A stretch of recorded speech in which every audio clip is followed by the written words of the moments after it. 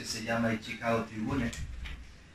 Y esta posición que tenía le dio bastante prestigio. Era un hombre que, debido a lo que publicaba y lo que escribía y el alcance que tenía el periódico en el que trabajaba, tenía una influencia a lo largo y a lo ancho de los Estados Unidos. El problema con este hombre es que más ateo no podía ser. Desde su tierna infancia, él vivió y creció negando la existencia de Dios. Y en la universidad sus convicciones ateas se aferraron más y más y se volvió realmente un aférrimo defensor del ateísmo. Y toda su vida, todo lo que hacía era para ridiculizar a los creyentes. Para él simplemente el creer en Dios, el predicar el Evangelio, el considerar que Cristo es el Hijo de Dios, no era nada más que ignorancia mental. Pero su imperio, minúsculo imperio ateo, un día colapsó como un castillo de naipes cuando su mujer, su querida mujer con la que se había casado, llega a casa, abre la puerta y le dice: cariño, hoy Dios me ha salvado. Y lo primero que pensó Lee Strobel tras escuchar las palabras de su mujer era divorciarse. Y él cuenta después en una entrevista, años después, cuando hablaba de este evento, que lo que pasó por su cabeza fue lo siguiente: me casé con una atea, y que si fuese cristiana no formaba parte del trato. Pero este hombre, como buen periodista que era, en vez de irse y dejarla, decidió quedarse. Y lo que decidió fue investigar las afirmaciones del cristianismo. Y fue intentar demostrarle a su mujer, con todo el mayor número de pruebas que pudiese acumular, que lo que creía era una farsa. Tras 2 años de investigación, buscando todas las evidencias posibles, para demostrarle que Jesús no fue real, que si existió fue un mero hombre, que no resucitó entre los muertos, y por supuesto que la cruz no satisfizo la ira de Dios. Lo impensable sucedió. Y es que este mismo hombre, un aférrimo defensor del ateísmo, acabó reconociendo las glorias de Cristo. Se arrepintió al Evangelio, no pudo rechazar el llamado de Dios. Y a partir de ese instante, este ateo que por décadas se había dedicado a ridiculizar el cristianismo, se convirtió en un defensor del Evangelio, en un apasionado predicador de Cristo. ¿Y cómo es posible? Nos hacemos la pregunta: ¿cómo es posible que alguien que antes vivía odiando el Evangelio, vivía odiando a Dios, ahora se convierta en uno de los mayores defensores de nuestro tiempo del cristianismo? ¿Cómo es que alguien pasa de aborrecer a Cristo a predicar a Cristo? Y la respuesta es el Evangelio de Jesucristo. Solo Dios puede transformar a un pecador en un hijo de Dios que vive una vida digna del Evangelio. Lee Strobel luchó y sigue luchando a día de hoy por la verdad acerca de Cristo. Sigue peleando por eso y sigue sufriendo por eso. Y lo hace sin amedrentarse, sin rendirse, sin huir atemorizado, porque Él vive y quiere vivir una vida digna de Cristo.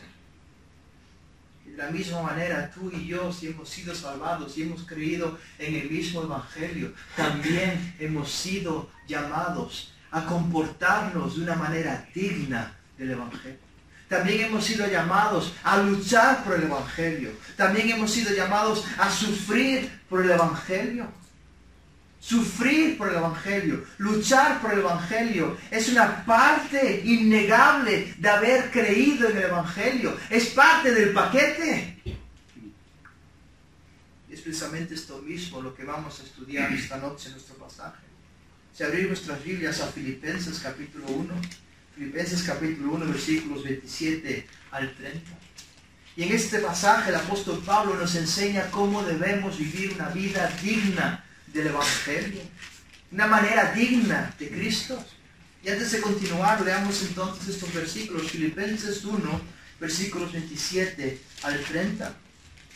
Dice así, escribe Pablo: solamente comportaos de una manera digna del Evangelio de Cristo.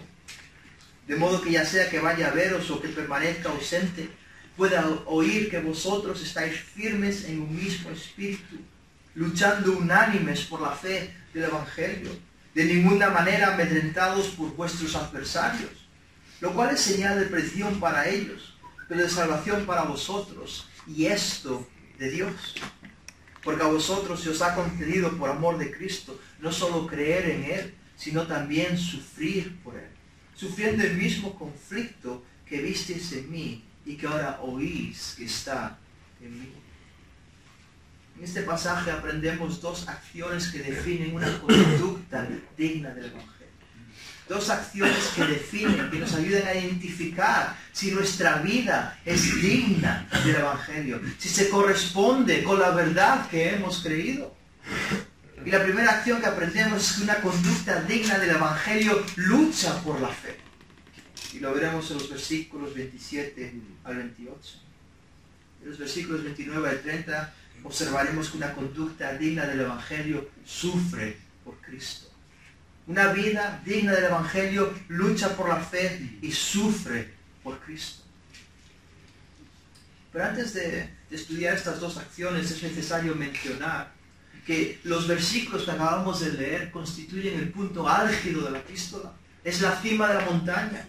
Realmente Pablo ha estado desde capítulo 1, versículo 1, elaborando para llegar a este punto. Y el resto de lo que dice después de la epístola es a la luz de lo que acaba de decir en estos versículos. Y Pablo básicamente está afirmando que si solo pudiese decirnos una última cosa, si estas fuesen sus últimas palabras antes de ir a la presencia del Señor, lo más importante, lo que quiere que quede grabado por fuego en nuestras mentes, es que nos comportemos de una manera digna del Evangelio.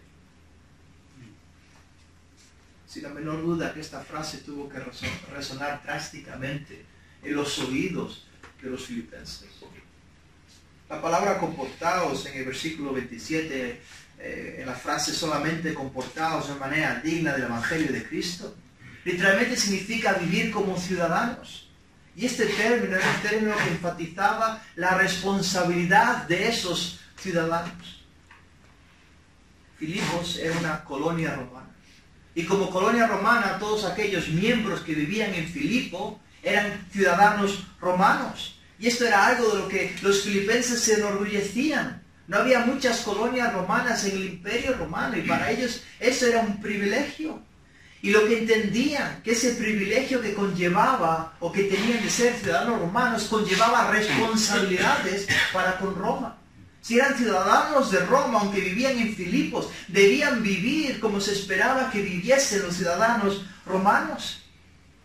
Y es con este trasfondo que Pablo escribe a estos individuos que tanto se enorgullecían de su ciudadanía romana y les dice: vosotros, tened en cuenta que vuestra verdadera ciudadanía no está en Roma, sino que está en los cielos. Tenéis una deuda moral mayor con los cielos que la que tenéis con Roma. Debéis vivir como ciudadanos celestiales. Los cristianos filipenses, por muy romanos que fuesen, realmente tenían una responsabilidad mayor con el Evangelio, porque eran ciudadanos de Cristo, del cielo. Por lo tanto, su conducta no debía reflejar su ciudadanía romana, sino que su conducta debía reflejar su estatus celestial. Debía reflejar que su pasaporte pone ciudadano del cielo. Nosotros, si somos salvos, al igual que los filipenses, también somos ciudadanos de los cielos. También esperamos a Cristo de los cielos como esperaban los filipenses. Y por lo tanto también estamos bajo el mismo llamado desesperante del apóstol Pablo. Comportaos, solamente comportaos de una manera digna del Evangelio de Cristo. Si hemos creído en Cristo, nuestra conducta debe reflejar a Cristo. Si profesamos el Evangelio, debemos vivir el Evangelio.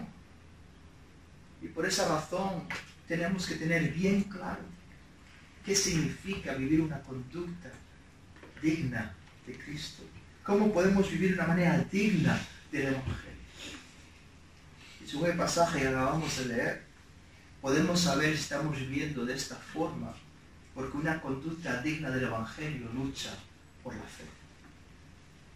Veamos nuevamente los versículos 27 y 28. Y Pablo dice solamente: comportaos de una manera digna del Evangelio de Cristo, de modo que ya sea que vaya a veros o que permanezca ausente, pueda oír que vosotros estáis firmes en un mismo espíritu, luchando unánimes por la fe del Evangelio, de ninguna manera amedrentados por vuestros adversarios, lo cual es señal de perdición para ellos, pero de salvación para vosotros, y esto de Dios. La frase que resume este punto la encontramos casi al final del primer versículo, del versículo 27, cuando Pablo escribe: estando firmes en un mismo espíritu. Y la expresión estar firmes alude a la obligación de un soldado en medio de la batalla. Un soldado, cuando estaba en la pelea, entendía que su labor, su responsabilidad era permanecer firme, mantener su posición, fuese cual fuese la oposición que recibiese. Un soldado era considerado un criminal, se veía al enemigo y huía. Porque lo que se espera del soldado es que se quede ahí, aun si tiene que pagar con su vida, con tal de que la línea de defensa no se mueva ni un ápice. El soldado debía defender su puesto, fuese cual fuese el precio que tenía que pagar. La iglesia de los filipenses estaba sufriendo. Y estaba sufriendo porque las autoridades locales las estaban persiguiendo. Estaban haciéndoles la vida imposible porque aborrecían a los cristianos, porque pensaban que eran una amenaza para su estatus de colonia romana. Y es entonces en medio de estas difíciles circunstancias en las que se encontraban estos hermanos, que el apóstol Pablo les llama a permanecer firmes y a no ceder ni un centímetro su posición, a seguir defendiendo el Evangelio. En nuestro contexto, y gracias a Dios por ello, no se nos persigue por lo que creemos, no se nos persigue por nuestra fe, pero seguimos siendo igual de responsables que los filipenses para permanecer firmes en un mismo espíritu en el Evangelio. Y es por eso que en un sentido me entristece cuando comparo la lucha y el sufrimiento de los sufrimientos de los filipenses por causa de Cristo con la realidad del contexto español. Afirmarse cristiano en España no significa que estamos firmando una sentencia de muerte. Tenemos libertad religiosa. Aún así, ¿cuántas veces maquillamos el Evangelio? No quiere decir que lo neguemos, pero manipulamos, variamos algunas de sus palabras, algunas de sus ideas para hacerlo más apetecible a un mundo perdido. Y empezamos a enfatizar más cuestiones como el amor de Dios, lo cual es importante y necesario, y la gracia de Dios, y los planes que Dios tiene para nuestras vidas, que sí, es verdad, Dios tiene un plan para tu vida. Pero no hablamos del pecado, no hablamos de la ira, no hablamos de la justicia, no hablamos del infierno, y todo porque nos preocupa lo que tenemos miedo de lo que piensan los demás. Estamos más preocupados de lo que puede llegar a pensar un incrédulo de nosotros que lo que piensa Cristo de nosotros. No podemos vender la verdad de Cristo al primer postor, no podemos transigir el Evangelio de esta manera. Necesitamos permanecer firmes en la verdad del Evangelio. Necesitamos permanecer firmes en un mismo espíritu, escribe Pablo. Es decir, necesitamos que todos, cada uno de nosotros, cada uno de los que aquí presentes hemos creído en este Evangelio colectivamente, como si fuésemos una única persona, una única mente, debemos defender a muerte el mensaje de Jesús. Ahora bien, ¿cómo es que permanecemos firmes? Pablo dice, mira, de esta manera vivís una vida digna del Evangelio, permaneciendo firmes en un mismo sentido. Pero ¿cómo permanecemos firmes? Pablo responde a la pregunta en la segunda mitad del versículo 27 y el 28, cuando dice, ¿estáis firmes en un mismo espíritu? Y luego dice, ¿cómo? luchando unánimes por la fe del Evangelio. De ninguna manera amedrentados por vuestros adversarios, lo cual es señal de perdición para ellos, pero de salvación para vosotros, y esto de Dios. Permanecer firmes en un mismo espíritu es algo que se hace luchando unánimes por la fe del Evangelio. La expresión luchando unánimes que Pablo utiliza también se corresponde con otro término militar. Este pasaje está lleno de términos militares porque alude a la batalla con la que nos enfrentamos. Y ese término se utilizaba para hablar de un escuadrón, de una formación de batalla en la que los soldados iban conectados, unidos hombro a hombro. Llevaban el escudo en una mano, la espada en otra, entrelazaban entre ellos sus brazos, hombro a hombro, y se acercaban así contra el enemigo, defendiéndose como una línea contra su enemigo con los escudos. Y cuando llegaba el momento, en ese momento todos a la vez movían sus escudos, sacaban su espada, atacaban y volvían a cubrir la línea de defensa. Y debido a este tipo de estrategia, era inconcebible pensar que uno de los soldados rompiese la fila. Si uno no actuaba en consonancia con el resto, si uno no seguía luchando a la vez que los demás, con los mismos movimientos, se abriría un hueco, la línea de defensa quedaría rota y esa osadía podría costar la vida de sus compañeros de batalla. Y Pablo, al utilizar este lenguaje, lo que está es exhortándonos a la unidad que debemos tener, a la unidad en la lucha cristiana. Todos debemos movernos proactivamente en contra de nuestro enemigo. Y buscamos entonces de esta manera la misma meta, los mismos propósitos, encaramos las mismas dificultades, luchamos por el mismo evangelio, creemos el mismo evangelio, tenemos la misma ciudadanía y por lo tanto vivimos de la misma manera digna de Cristo. La lucha a la que somos llamados no es una lucha cualquiera. No se trata de que luchemos por luchar. No se trata de que luches por lo que tú quieres luchar. Sino que es una lucha unánime por la fe del Evangelio. Y eso básicamente lo que significa es por la fe cristiana. Y esta expresión no está hablando de que tenemos que luchar para mantener nuestra fe en Cristo. Sino que es un lenguaje que habla de la doctrina. La enseñanza acerca de Cristo en la cual tenemos fe. Y lo que está diciendo Pablo es que una persona permanecemos firmes como se espera si vivimos una conducta digna del Evangelio, luchando por la verdad acerca de Cristo, luchando por preservar el Evangelio. Todos los que formamos parte de la Iglesia de Jesucristo debemos pensar y creer la misma verdad acerca de Cristo. Esa es nuestra lucha. Es la batalla a la que somos llamados, peleamos unidos para preservar la pureza del Evangelio. La verdadera unidad no gira en torno a amistades. La verdadera unidad no gira en torno a compatibilidades, o a que te lleves bien, o que tengas los mismos gustos, las mismas preferencias. La verdadera unidad es en torno a la sana doctrina. Es con aquellos con los que compartimos las mismas convicciones acerca del Evangelio, acerca de Cristo, que podemos ir confiados a la batalla, hombro con hombro. No me voy a ir con otra persona a pelear por el Evangelio, porque tan pronto como yo mueva mi escudo para atacar, a lo mejor el otro sale corriendo.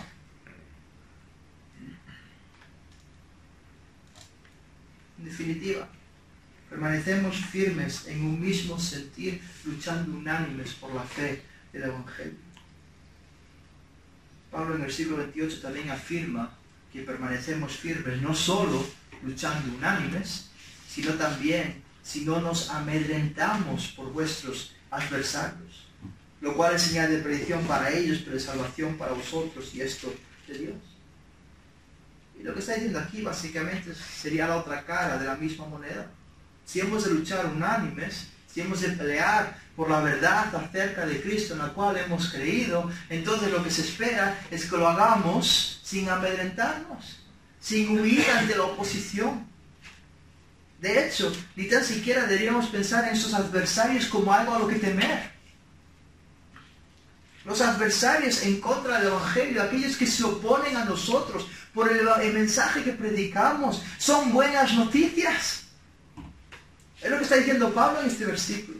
Porque está diciendo, mirad, su odio y su afán en destruiros es una señal evidente de que habéis sido salvados. Ellos no, pero vosotros sí. ¿Y eso? ¿Por qué? Porque dijo Jesús, en el mundo hallaréis aflicción y el mundo os aborrecerá como me ha aborrecido a mí. El mundo no ama a los que no son del mundo. El mundo aborrece a aquellos que van en contra de él. Persigue a los que no son suyos. Si nos están persiguiendo a nosotros por el mensaje que predicamos, lo que eso demuestra es que nuestra ciudadanía no está en el mundo, sino que está en el cielo. Palabras de Mateo Henry. Los seguidores de Cristo no pueden esperar que los traten mejor de que lo que trataron a Cristo. No tengamos miedo si el día de mañana, espero que no, pero si el día de mañana viene oposición,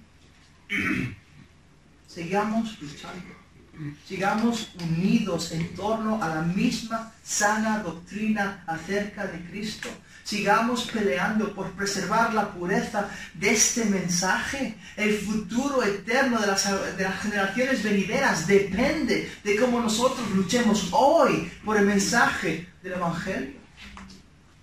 Peleemos sin miedo. Y cuanto mayor sea la oposición, que entonces mayor sea nuestra seguridad de salvación. En definitiva, una conducta digna del Evangelio permanece firme. Es decir, se esfuerza luchando de manera inamovible por la verdad de Cristo, sin huir ante la oposición. Pero Pablo continúa y presenta en los versículos 29 al 30 una segunda acción que también define lo que es una conducta digna del Evangelio. Y Pablo dice ahora que una conducta digna del Evangelio sufre por Cristo. Versículos 29 y 30, porque a vosotros se os ha concedido por amor de Cristo, no solo creer en Él, sino también sufrir por Él. Sufrir el mismo conflicto que visteis en mí y que ahora oís que está en mí. Antes de explicar un poco y brevemente estos versículos, es importante que veamos que Pablo concluye el versículo 28 con una frase muy corta, que parece que nos olvidamos de ella, pero no, la tenía reservada para ahora, cuando dice, y esto de Dios. Así que la pregunta sería, ¿a qué se refiere cuando Pablo dice esto? ¿Qué es lo que es de Dios?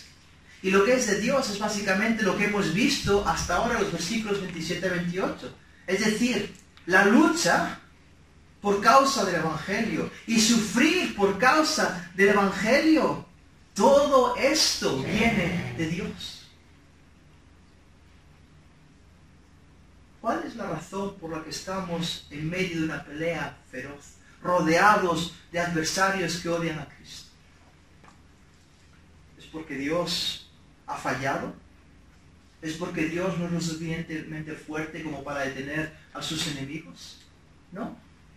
La razón la da Pablo en este versículo. ¿Sabes cuál es la respuesta? ¿Sabes por qué sufrimos la oposición por el mensaje que hemos creído? ¿Sabes por qué el mundo nos aborrece? Versículo 29.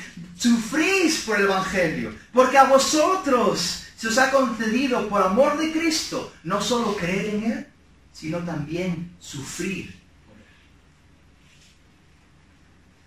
por Él. Los sufrimientos que resultan de estar firmes en el Evangelio revelan la gracia de Dios en nuestras vidas.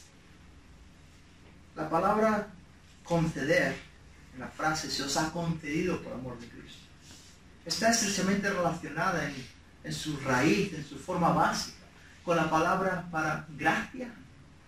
Y de manera que cuando Pablo está hablando de que se os ha concedido, está hablando de que es un regalo de la gracia. Así como se os ha regalado la salvación por gracia, de la misma manera se os ha dado el sufrimiento por gracia. Si entendemos que nuestra fe y nuestra salvación es un regalo de la gracia de Dios, entonces también tenemos que entender que sufrir por el Evangelio es un regalo de la gracia de Dios.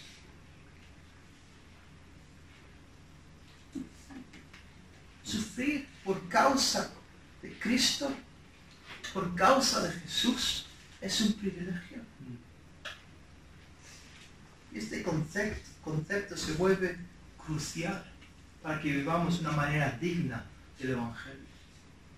Cuando entendemos que los sufrimientos por causa de Jesucristo son obra de la gracia divina de Dios, entonces ya no vamos a escapar de ellos. Ya no vamos a intentar cambiarlos, ya no vamos a verlos como accidentes del azar, sino que como el dedo de Dios actuó para traernos a salvación, vamos a ver que el dedo de Dios está actuando por medio del sufrimiento, por causa de Cristo.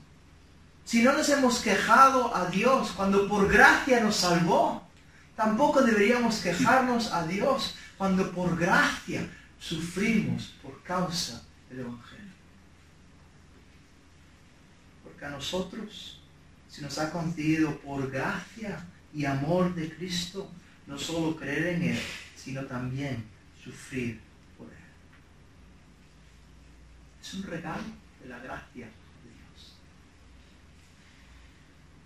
Esta conducta digna del Evangelio, que sufre con gozo por causa del Evangelio de Cristo, es una conducta que ejemplifica el poder transformador del Evangelio.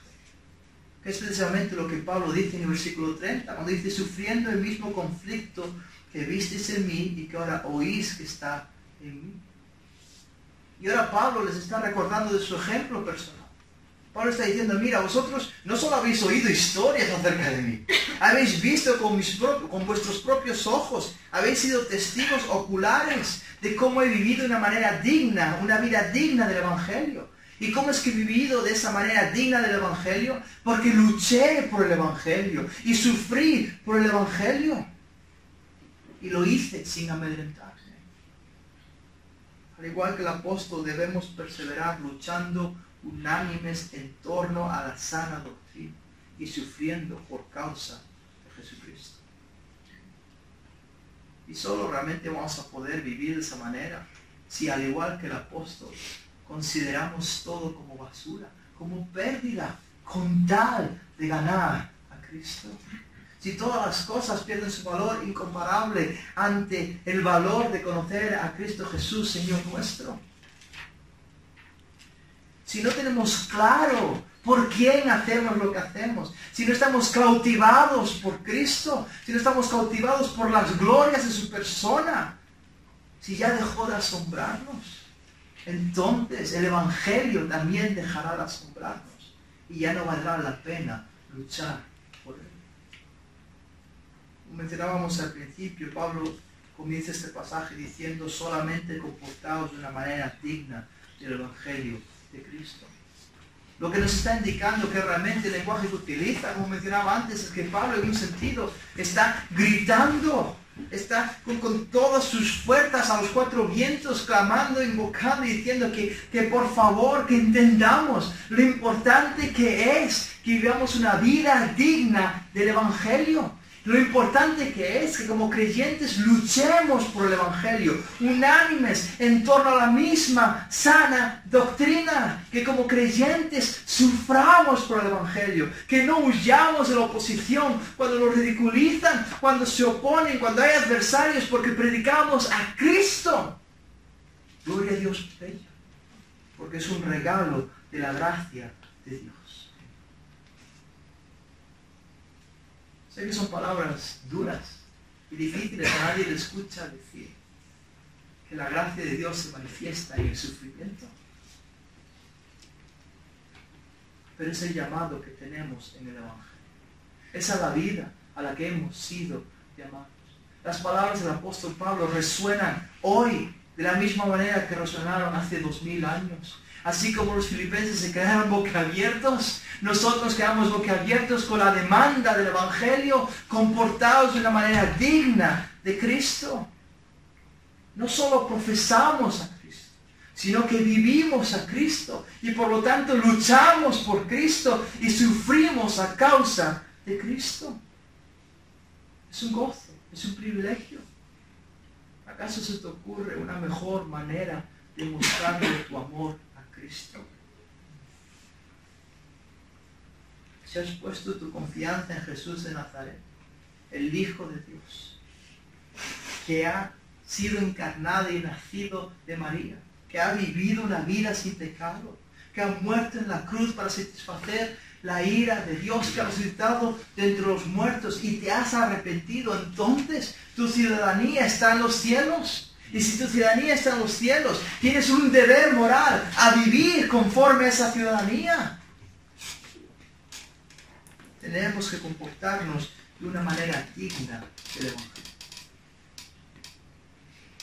Atanasio fue un creyente, uno de los padres de la iglesia que nació en torno a finales del tercer siglo. Y un hombre prodigioso y un hombre piadoso, y con solo 35 años llegó a ocupar el puesto de obispo de Alejandría.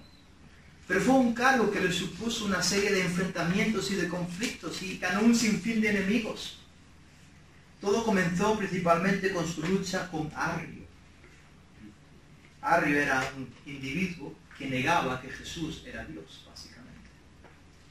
Y Atanasio entendió que lo que Arrio estaba enseñando suponía un ataque directo contra el Evangelio.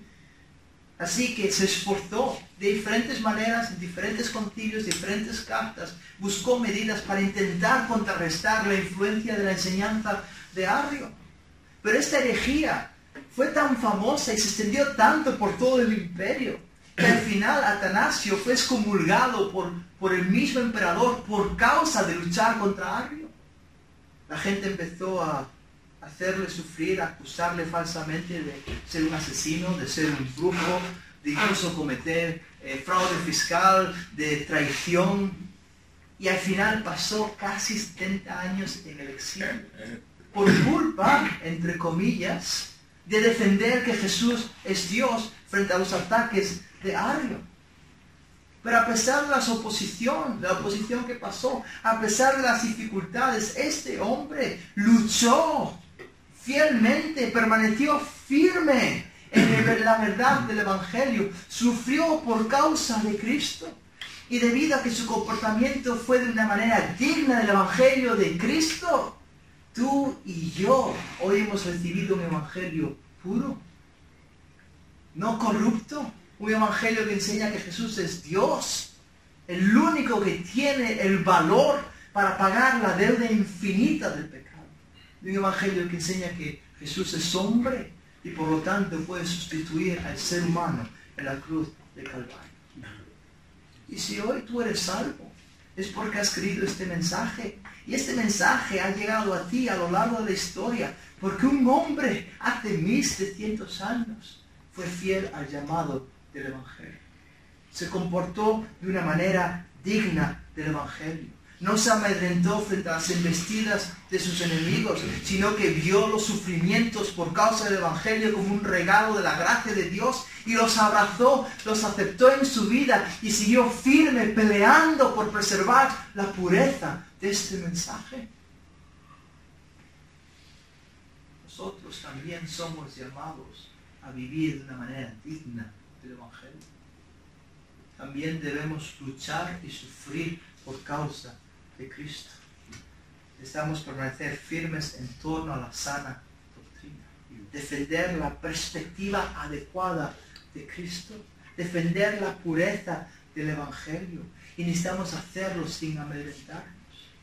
Y si sufrimos, si acabamos sufriendo por causa de esto, bienvenidos sea, porque este sufrimiento es un recordatorio más de la gracia de Dios.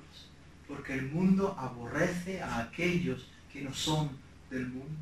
Si sufres por el Evangelio, es una confirmación de que Dios te ha salvado.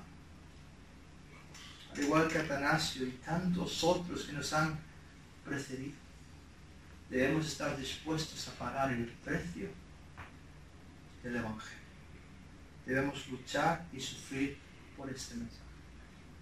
Así que realmente solamente puedo concluir con las palabras del apóstol Pablo. Solamente comportaos de una manera digna del Evangelio de Cristo. Amén. Amén. Padre, qué excelso llamado. Parece imposible. Vivimos unas vidas tan cómodas y unas vidas en las que es tan fácil predicar a Cristo. ¿Qué sería de nosotros si realmente estuviésemos encarando oposición, como sucedió con los creyentes bajo Nerón y Diocleciano y tantos que fueron quemados vivos de la hoguera por predicar a Cristo y confesar a Cristo? Señor, obra en nuestros corazones, no permitas que si la oposición llega algún día, que te demos la espalda, que nos avergoncemos de ti, sino que ahora en los tiempos de paz, por decirlo así, haznos crecer, que nuestras convicciones crezcan, que nuestro amor por Cristo crezca, para que si llega el tiempo de las vacas flacas, que no nos amedrentemos, sino que luchemos fielmente por el Evangelio, que suframos por Cristo y lo veamos como un regalo de la gracia de Dios. Ayúdanos por medio de tu Espíritu a vivir conforme a Cristo, una vida digna del Evangelio. En tu santo nombre. Amén. Amén.